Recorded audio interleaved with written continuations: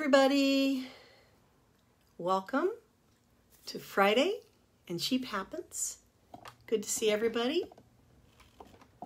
I've been toying around with what we're going to talk about today because so many different things have been on my mind.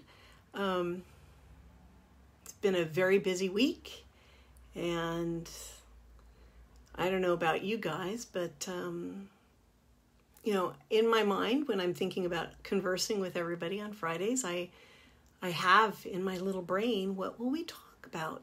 And of course, it's important to have something interesting to talk about. And yet so many things. Hey, Jennifer, I'm glad to see you this afternoon. Welcome. So many things are not fun to talk about right now. Pandemic, not fun. Politics, not fun. Health in general, not fun. But talking about some things surrounding those, I have noticed that on my social media pages, when I'm reading things from people, that definitely there's a little bit of a stressful timbre to people's posts. That individuals are making comments about stuff going on in their personal life in a way that is less than their usual enthusiastic self. This comes, as we know, from each of us. We kind of know each other when we're together in social media or in the chat rooms. And I've noticed that there's been the tendency that either it's quiet or that the slightly more sharing, maybe even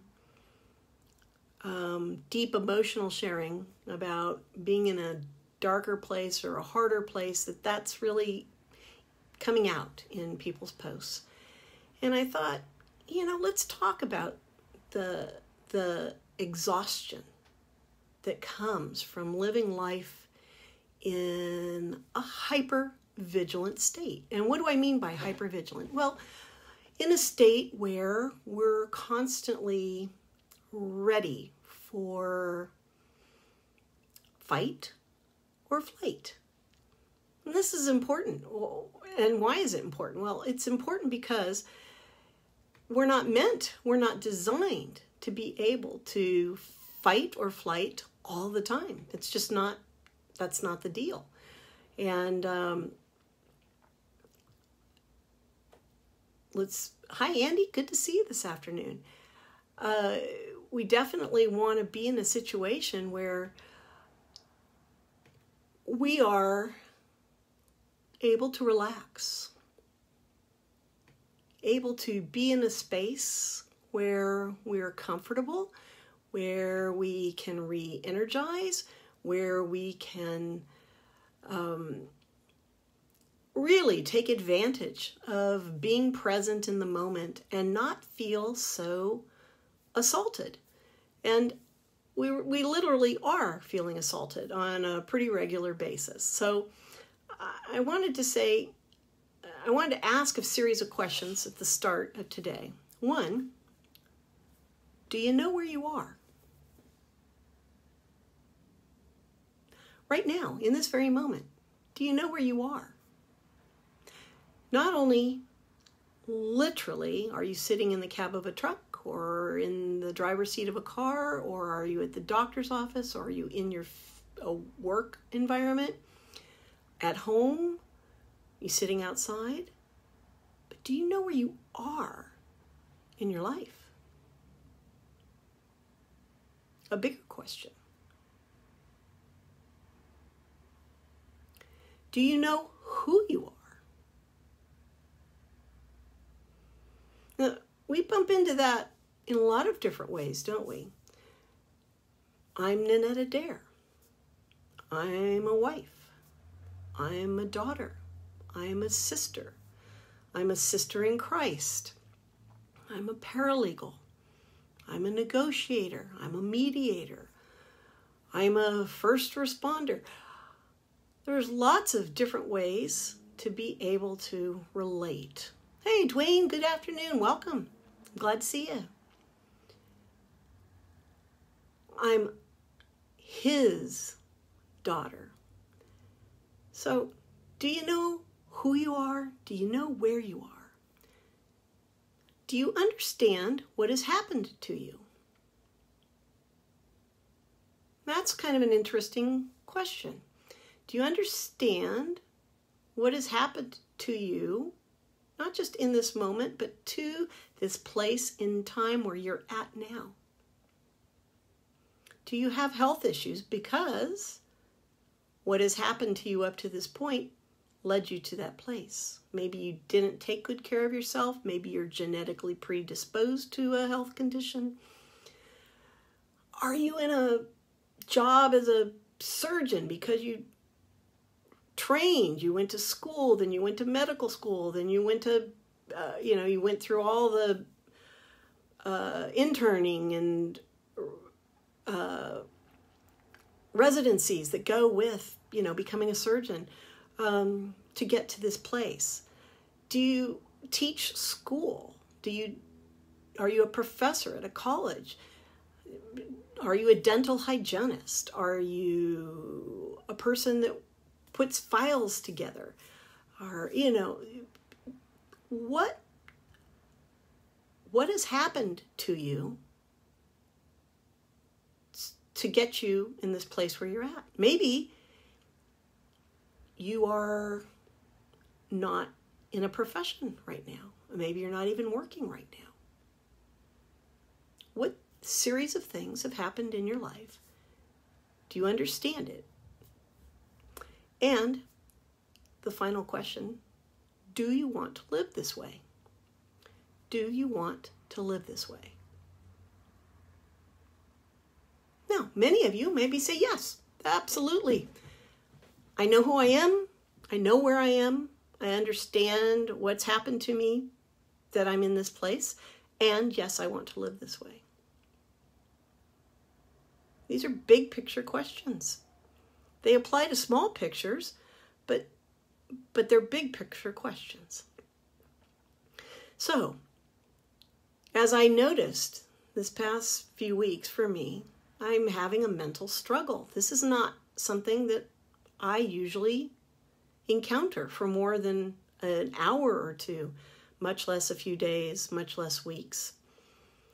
But my struggle has been difficulty in being able to focus, difficulty in finding the energy to accomplish certain things, certain tasks that I would normally not have difficulty in.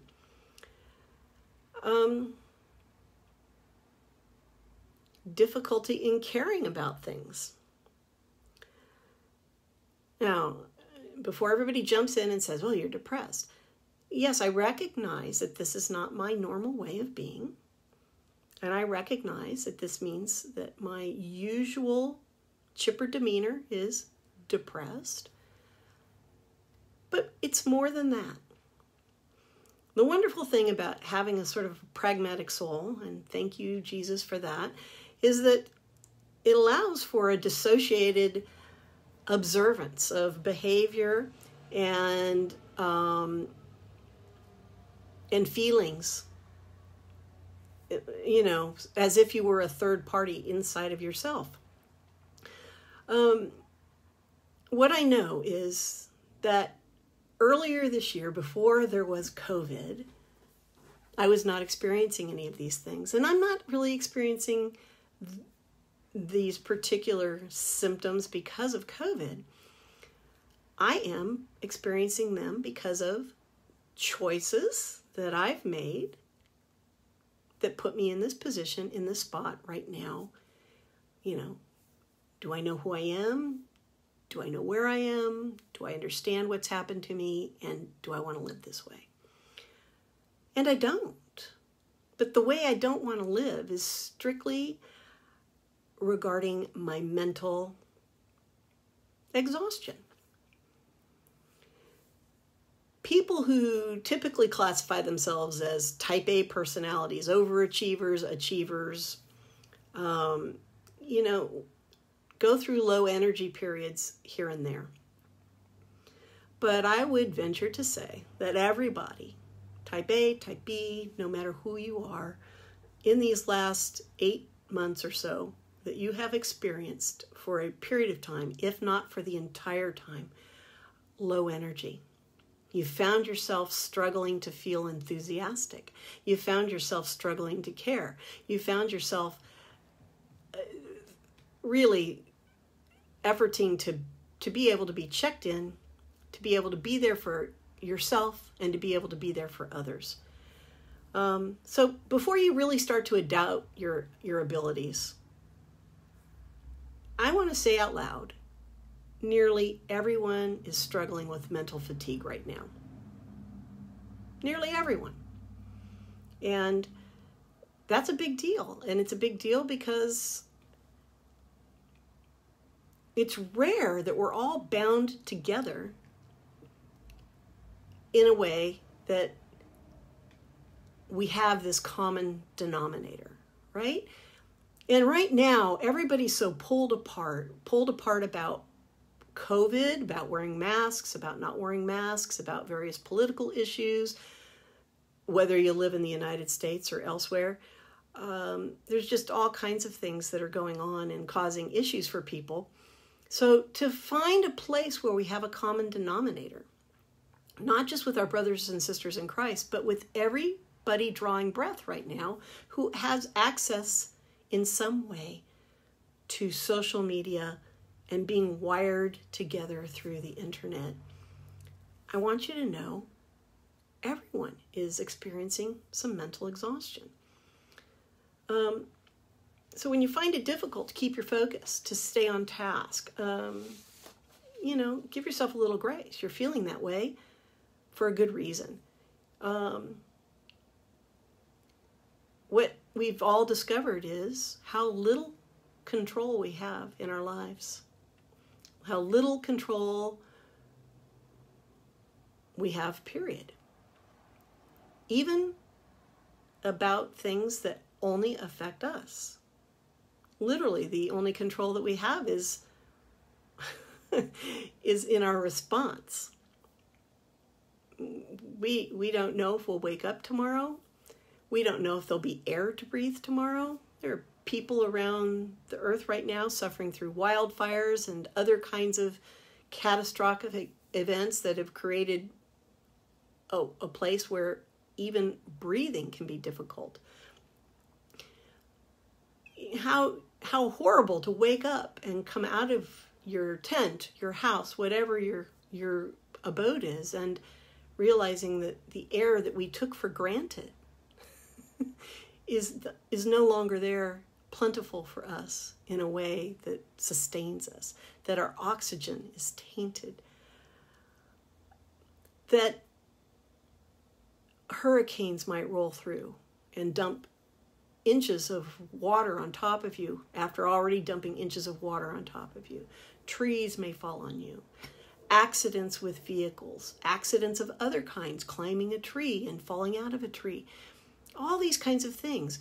We deal with them moving forward, incident by incident, normally, and take it on and processes it and move forward.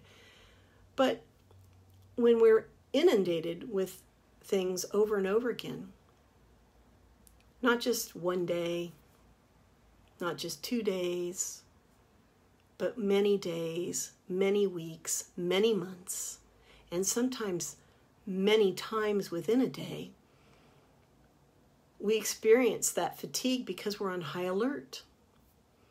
Now, I am blessed. I do not have one of those devices attached to my wrist that pings me, that tells me I need to get up and move. And I realize lots of people really enjoy their watches and other devices that remind them that they should get up and move, and that keep them connected with news alerts and all kinds of things. I've made the choice not to do that. I don't want to be that available. It gives me anxiety. I know enough to get up in the middle of the day and walk around and not sit for hours and hours and hours unless I've made the choice to do that. And I have a difficult time not paying attention to vibrations and pinging noises and other stuff. So I turn my devices to mute and off and have fewer of them, limiting my exposure to those kinds of intrusions. Because for me, it totally generates the opposite of a relaxed state. Even before we all talk together here on Fridays, I have to shut the world out a little while before that so that I can be prepared. I make sure that notifications are turned off and that the phones are turned off so that we can have an unencumbered time together. Hi, Larry. Good to see you this afternoon. Welcome. So we live also with this attachment. We can be married. We can have romantic, significant others. We can be in school with people or at work with people and still feel detached and lonely. Even if you're with somebody, a family or a partner, and you're together a lot more than you once were, that doesn't mean that you don't miss things that you once did. We all had a norm. Some people might have attended movies on a regular basis, going to a movie theater, or perhaps you would have enjoyed dining out with your friends or your family members several times a week, or even regularly once a week. Maybe you attended concerts or a sporting event or sporting events. But those kinds of things we look forward to, we talk about with each other, we think about, and for many of us, those have been sucked away. They're not existing right now. Hi, Roger, welcome. I'm glad to see you this afternoon. So I want to talk a little bit about signs of being mentally fatigued. And then after that, ways to cope.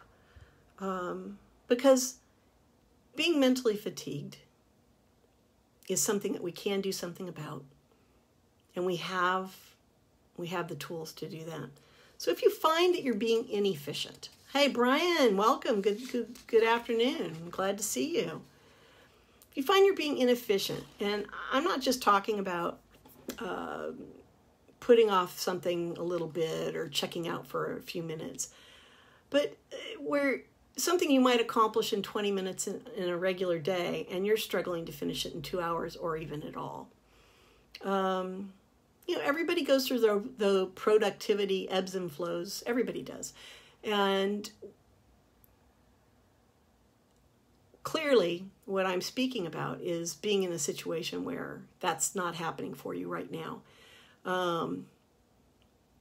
You might log into your computer and surf the web, and you meant to log into your email and answer a few emails or do something else, and the next thing you know, 3 or 4 hours have gone by and you haven't taken care of any of the things you had wanted to. If you're doing this and it's become your new normal, recognize it. Let yourself sort of absorb that information for a minute. Hey, Brian, good to see you. Welcome. Great that everybody's in there. I hope you guys are all chatting there while we're talking. Another sign of being mentally exhausted, of being fatigued, is finding yourself being judgmental or critical, not having compassion for others. Are you reading your social media and saying, wow, that person just doesn't have any perspective? If you find yourself reading about somebody's posting about how they're struggling with something, and your first response is to think they don't have any problem at all, or gosh, they're just complaining again. Your compassion's on ebb, and that's an important thing to notice. What's your reaction when you're interacting with your friends, either by telephone, by text message, by email, by FaceTime, by Zooming, in the chat room, or social media posts, Instagram, Facebook, whatever you're using, MeWe. If you find yourself in a situation where you're feeling judgmental and irritated, that's a sign. You're not relaxed. You're not enjoying your interaction, and it's a good time to take stock and recognize that it's an issue. What about procrastination? Now, there's TED Talks out there. I think one of the biggest TED Talks ever was a talk about procrastination. So it's clearly not something that any one of us, has the market on. I mean, all of us go through times where we're not getting things done in a timely fashion.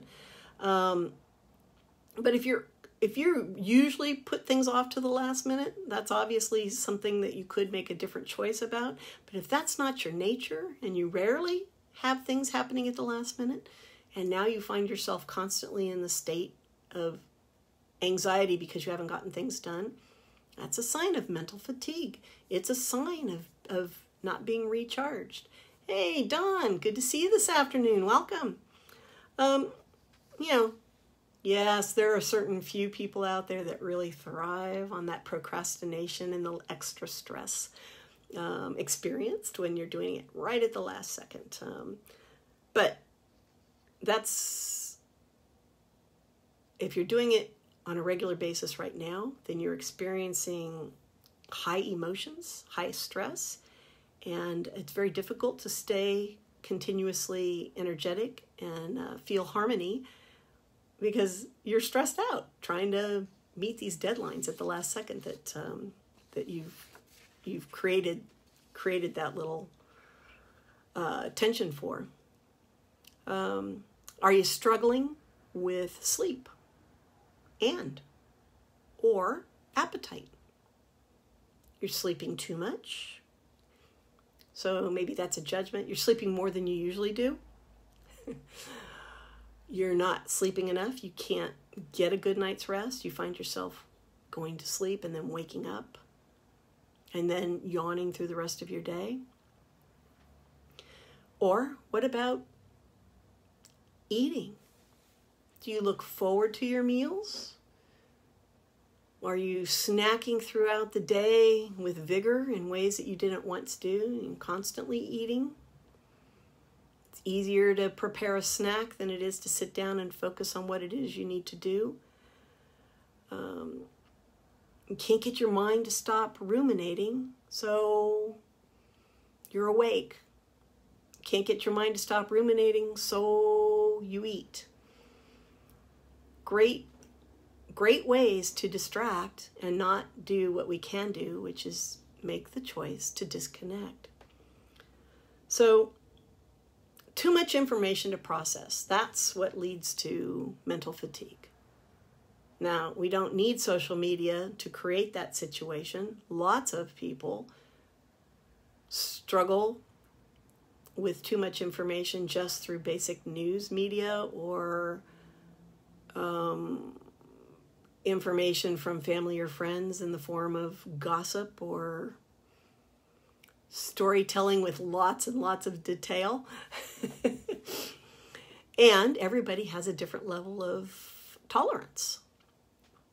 If you might be an individual that suffers from anxiety and depression pre-COVID, perhaps you have PTSD, or perhaps you have OCD, or any number of various challenges, processing challenges, then you didn't need COVID and news and politics and people being mean-spirited to aggravate you. You were already struggling with your day. But these additional stressors really make a difference. So you can change that. If you have to go shopping, if you have to go to work, if you have to do these kinds of things, plan for the holidays. We talked about this a couple weeks ago, getting ready for the holidays. So every country has its various holidays, but almost globally there is a celebration of the birth of Jesus, whether you celebrate it in December or January, depending upon your faith. If you believe that Christ is your Savior, chances are you spend some time celebrating his birth, and you may do it in the form of additional types of things like Christmas and gift giving and Santa Claus and meals together and festivities together. This is really taxing. And when you add on whether or not you feel safe because of COVID, or whether or not it's okay to gather together because people have differing opinions about politics and or COVID, it's stressful, right? You don't want to think about it. And yet, if you don't give it some thought, it's going to be here before you know it. Eddie, welcome this afternoon. Good to see you. Yeah, I see Roger. Yes, by the way, Roger, congratulations. I know you have wedding plans that you're putting together. So, what can you do? Well, for people under the age of 40, there's not very many of you that like to write things down on a piece of paper anymore. But still, having a structure, having a format where you choose what you're going to do and how you're going to go about doing it and the amount of time you're going to spend on it is a great thing to do. There's only 24 hours in a day. And no matter how efficient you are, there's still only 24 hours in a day. No matter how 80-20 you might be, well, I'm going to choose to be less perfectionistic and I'm going to get more done. There's still only 24 hours in a day. What part of a day are you dedicating to you? And starting with dedicating to him. Because, as you know, when you go out into the world, you're told you got to take care of yourself first before you can take care of others. On a plane, if the oxygen goes away, you put your mask on first before you help others. In a fire, you make sure you're safe and able to process before you start to help others. In an environment where lots is going on around you, how do you create that safe space for yourself? Do you turn off your social media stuff? Do you limit it to a certain kind of time during the day? Brian, let's see. My wife will tell you this flat out, and I'll admit, I worry over petty stuff and worry over stuff that I want to get things, especially that's not important. Or I worry over stuff for merchandise, entertainment, whatever you want to call it. Ah, really? So you drive your wife crazy with it sometimes. Does it make sense? Yes. You know what? And yeah, you mentioned that you've been diagnosed with ADHD. I hear that, and yet you are not alone. My husband will tell you, and he and I both have different things that matter to us enough that it will cause us to have anxiety. And we're pretty fortunate that we tend to, most of the time, balance each other out in that area.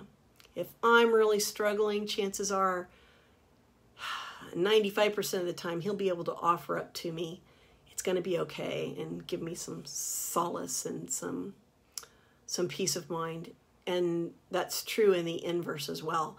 But occasionally, 5% of the time, we're ramped up on our own stuff, or the anxiety of one of us will ramp the other up, right? I mean, you can only take so much around you. And Brian, that's exactly what I'm talking about. In our little lives where we have what we feel is control, our spousal lives or our family lives, those kinds of things, the outside world doesn't see us driving each other nuts, right? But we have so much interference now and connection from outside influences that we're rarely at rest.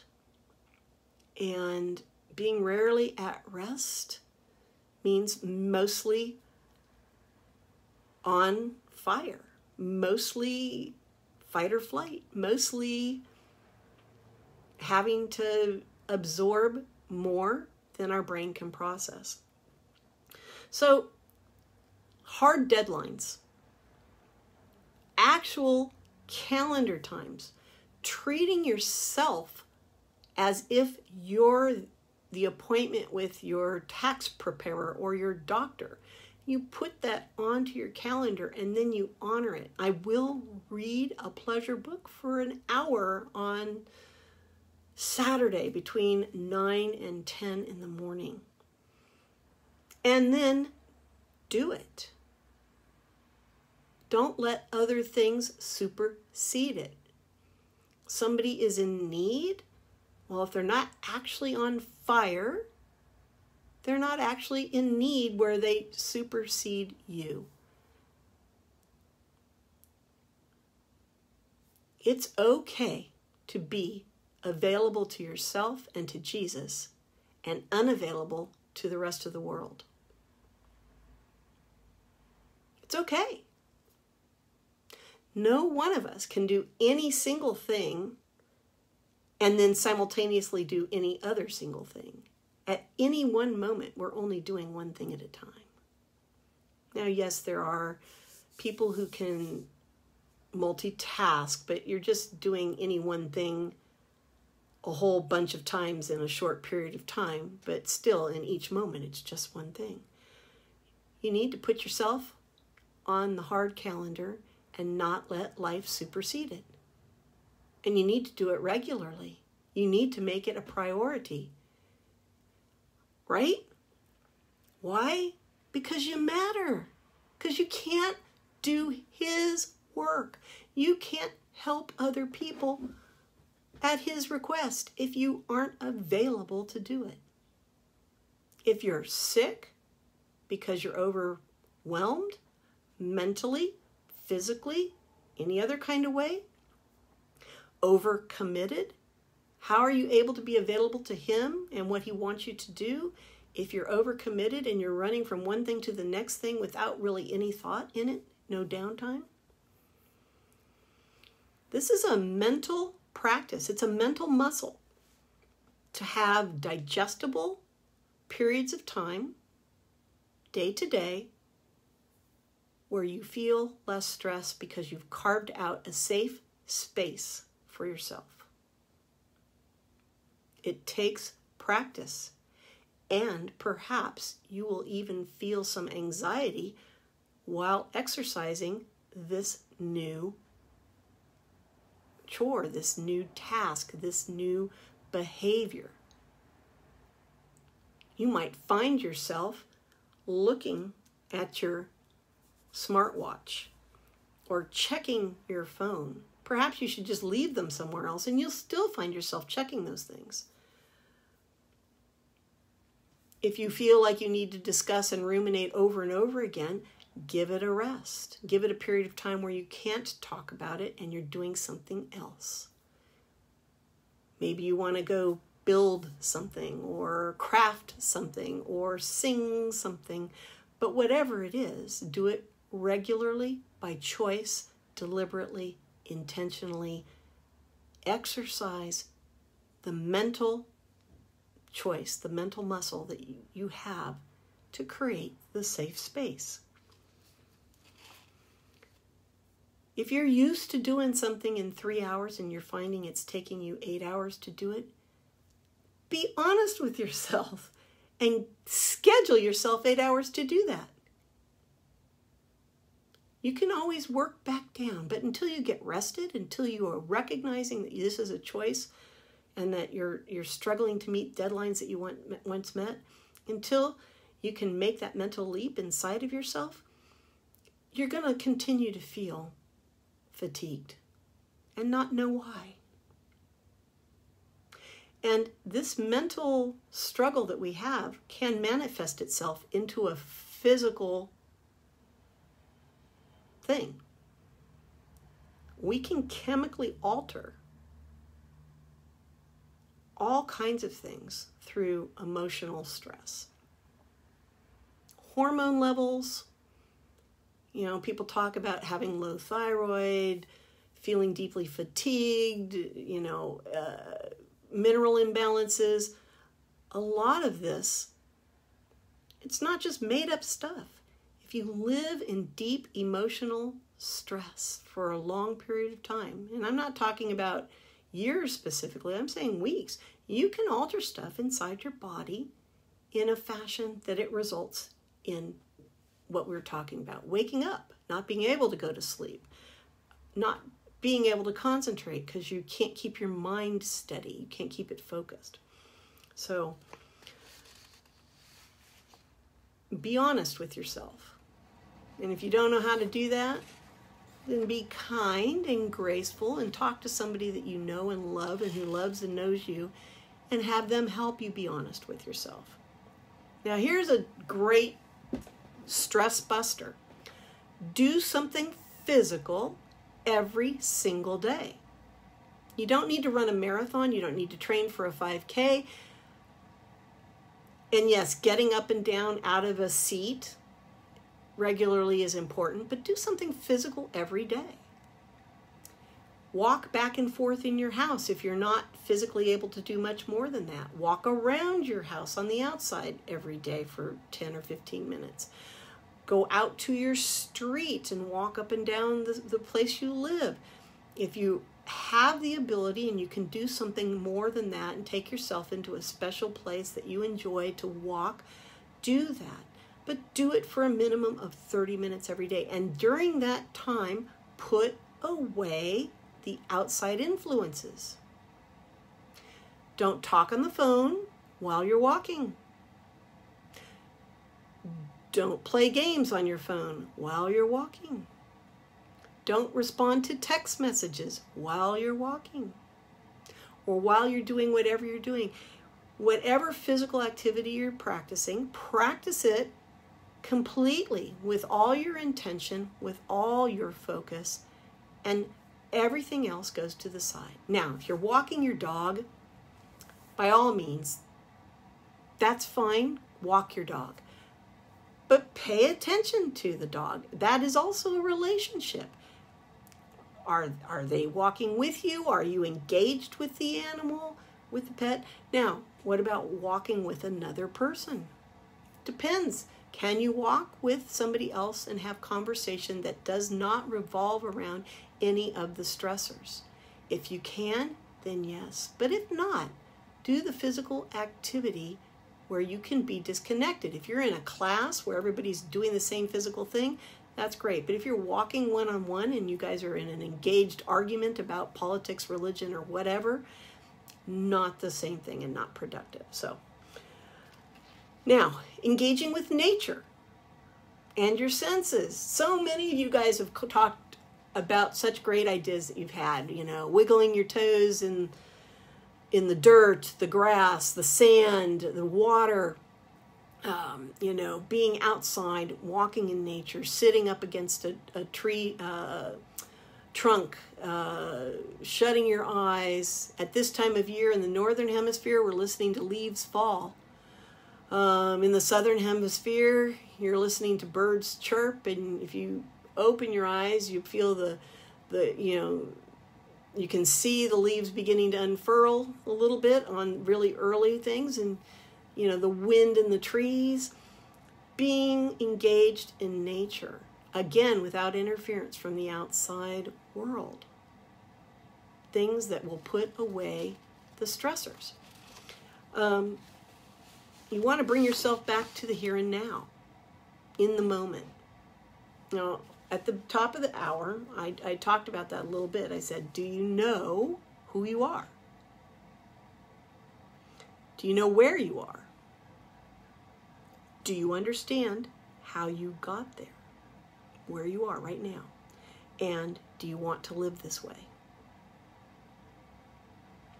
These are great questions for this very moment and for the bigger picture. If you're satisfied where you are for the bigger picture, but not in this very moment, then something needs to change, and that would be you. Your thinking process, the lenses that you're filtering things through. Take your glasses off, your current set of lenses. I'm not talking about the physical glasses. I'm talking about your emotional feeling glasses. Take them off And before you put a new set on, spend some time in prayer. Spend some time in conversation with another person in your life who's got wisdom to share, who loves you, who wants to be able to encourage you, to uplift you. That includes here in the chat room when we're talking with each other weekly. This is a really important thing to do, is to be connected with each other in the ways that are positive.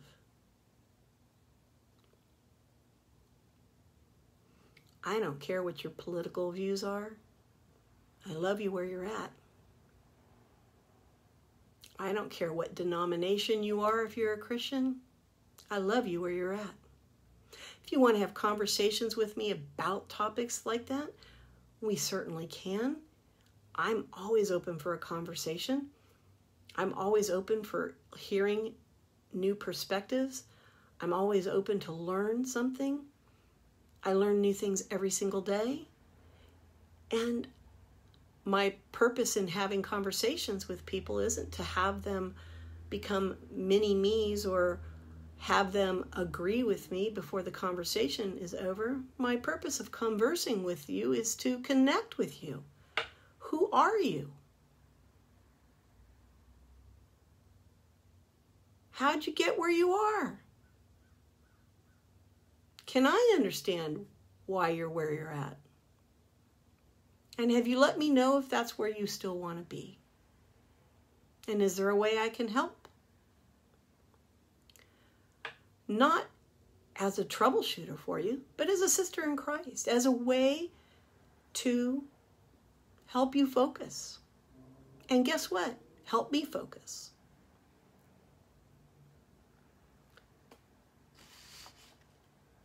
All these little things that we can do, they don't take much time. Centering yourself with nature can be something as little as 10 to 15 minutes in a day. 24 hours in a day. Is there not one habit you have on a daily basis that you could put aside or shave down the time that you spend on it and pick up 10 or 15 minutes to put your toes on the ground?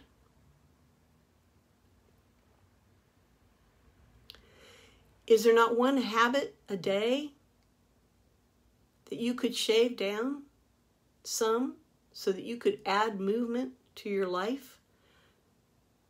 It doesn't need to be running or anything. You can just be walking back and forth in your house or around your house. If you have the benefit of being somebody that enjoys exercise and you want to, well, great. That's awesome. You can do it with other people.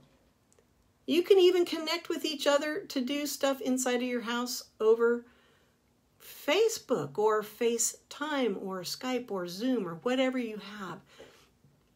Sometimes physical movement's way more fun with each other and a lot less fun by ourselves. Not everybody enjoys doing it by ourselves. So if you find that that's something that you would benefit from, then take advantage of that and connect with each other.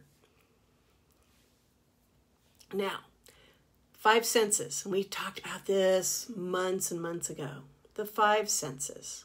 So, hearing, seeing, smelling, tasting, and touching. 5 senses.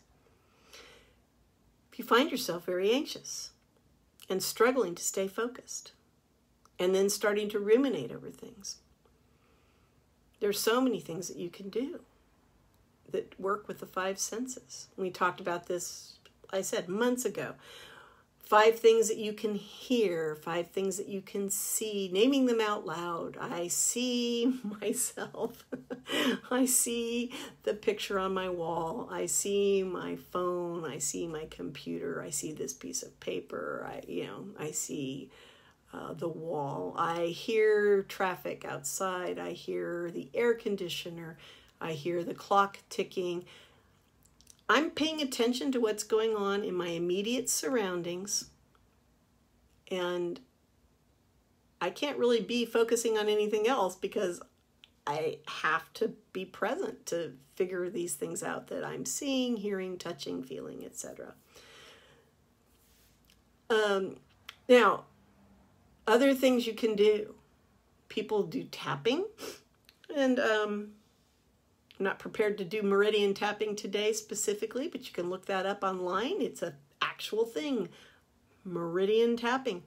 Very, very beneficial, and a way to be present and to bring down anxiety and to feel better and to have conversation with yourself, talking yourself through the difficulty, talking yourself through those feelings, and being able to calm down. Balanced breathing. Again, another awesome technique. Sometimes before you can start to spend time to create a hard and fast calendar for yourself, you actually need to get yourself calmed down. So the balanced breathing, where you breathe in for a count of 5, you hold your breath for a count of 5, and you exhale for a count of 5. And you do that 5 times. And then you can reduce it or increase it based upon your need. Breathe in for 6, count for 6, exhale for 6. You just do it in your own time, all relaxed. Yes, meridian tapping, Brian. So tapping is a thing, and you can look it up. You can type in tapping and then meridian points. You will get a variety of options. And there's YouTube videos. There are articles about it. It's become really popular lately for kids to use. I've seen a lot of reaching out to adults who work with children to help them tap through their anxiety in this COVID time. But it's not new, and it's not a flight of fancy. These are, the meridian points are very specific, and I'll try to remember later on. I know that I've got a couple of links that I could put into the chat room later to lead you to, but you can certainly look it up for yourself. And it's a great way to check into the present. And in the wintertime, it's a really great way. If you're limited in your ability to get out in nature and, be in nature in the same way, sometimes we struggle inside our home to settle down, or inside our work environment or your car or wherever you are. Tapping is very specific. You can't be driving while you're doing it specifically because you need to pay attention, but you could certainly pull over and practice it. And there's lots of good material on there. So have fun looking that up. It's a great way to be checked in. So now, one of the things that I don't do very much anymore, and I've mentioned this recently, but I don't read pleasurable reading very much right now. I used to read all the time. Lately, I have been sucked into reading a lot of legal stuff. I work in the legal field, so I'm constantly having to stay updated about legal things in the field that I work in. Separately, healthcare stuff. My family, my extended family, there's some people that rely on me, sometimes knowingly, sometimes unknowingly, that they rely on me to provide and make sure that they're being cared for in the right ways by whatever things might be out there, health insurance, doctors, or whatever. That in my life that exists. I've got some extended family that need that. So I used to have multiple books going at the same time, and I moved away from the physical books to ebooks more. But I've made an effort in the last 3 weeks to change that. So I've got a physical book that was given to me by a friend that I'm making my way through, that I'm enjoying very much. And I probably would have finished it in one sitting if I just had that much time all at one time to do that, but I haven't. But while reading this book, it's prompted me to write down several others that I want to read. So I'm shortly going to have an extensive list. And in my ebook list, I've got a lot of things on my iPad and Kindle that I'm working my way through. And I just got into a habit that for me isn't recharging, which was to try and learn about various things that I'm curious about, but to help others rather than to expose myself to interesting stories, because that recharges my mind. I like interesting stories. I mean, that's why the Bible is fun to read. And if you don't find the Bible fun to read, maybe take a look at the translation that you're reading, because, reading in the King James Version it's a tough read. You have to have a great vocabulary. It's not English that's commonly used anymore. It's just not written in a way that's engaging, right? But there's many other versions that you could do. There's the Message, which is not an academic version in any way sense of the word. And by that I mean it's not a literal translation. And yet conceptually and contextually, it's wonderful, and it's a great story, and it's engaging, and you won't want to put it down. Or the New American Standard, which is talks about God talking to us as his beloved. I mean, who doesn't want to be thought of as beloved? Doesn't the word beloved just wrap your heart with a figurative hug? It just really sets up the emotions for you to be able to be engaged. So what a wonderful way to read the Word and read the stories that are just as powerful today as they were when they were first read by people, because it's about us.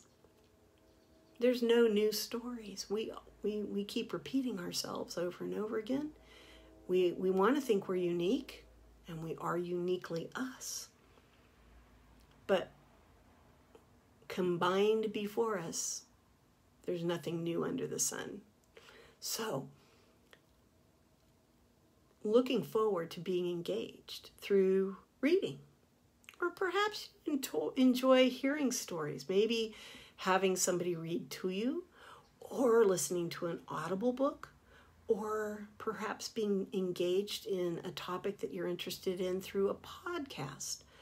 There's so many ways to pay attention to your heart in a recharging fashion. Listening to a podcast about something other than politics, something other than religious divisiveness, but maybe the stories of how things came to be. There are long podcasts where people go on for an hour or more. There are the short podcasts for those of us who have attention deficit disorder and really only want to listen to something for 7 to 10 minutes.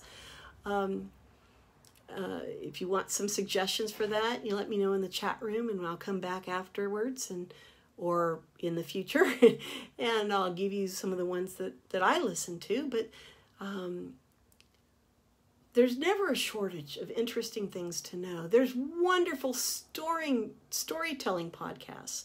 The Moth, M-O-T-H. That's a great it's a great organization, so you can look that up. There are challenges where Moth storytelling challenges. They're global now. They have podcasts where you can listen to them. So very interesting stories. I mean, typically if it's a podcast, it's three stories in an hour, people telling their stories. Sometimes it can be something just a little blurb on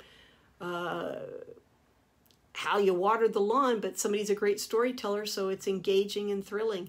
And other times it could be something more lofty with regards to something life-changing, doing a missionary work or whatever. Now, this is not a Christian organization. You'll hear all kinds of stories, but it takes you into a world that's out of your daily life. It puts you in a place where your creativity, your mind, your brain is having to be engaged with and think about these things. So go forth and find a way to reconnect with yourself, with Jesus, with nature, with physical movement, and find a way to prioritize your life so that you are first, that you put your oxygen mask on first, that you're taken care of first, so that you can then take care of others. Not selfishly, but selflessly. If you're not being fed spiritually, emotionally, physically, you can't be there for others. You have to do the hard work first. You have to have the compassion of the Lord in your heart. You have to have the love of the Lord, the agape, in your heart. You have to have the Holy Spirit working completely, able to manifest itself throughout you in a way that makes you available. So, do you know who you are? Do you know where you are? Do you understand what has happened to you to this point? This is a key question. From your birth to this point, from last week to this point, from the last big positive or negative event to this point. It's a lot of information to be assimilated through that question. And do you want to live this way? Do you know who you are? Do you know where you are? Do you understand what has happened to you? Do you want to live this way?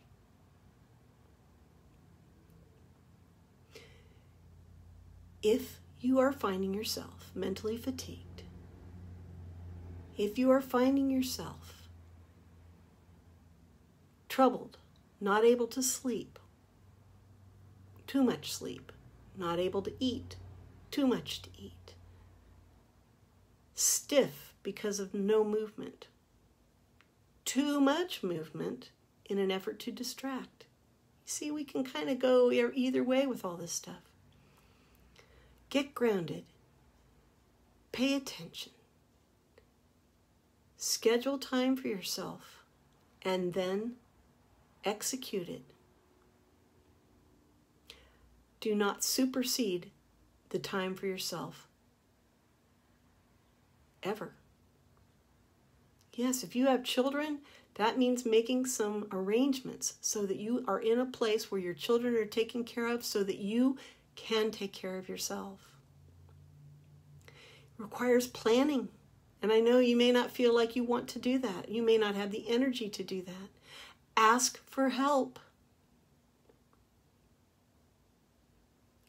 Ask for help and then execute it.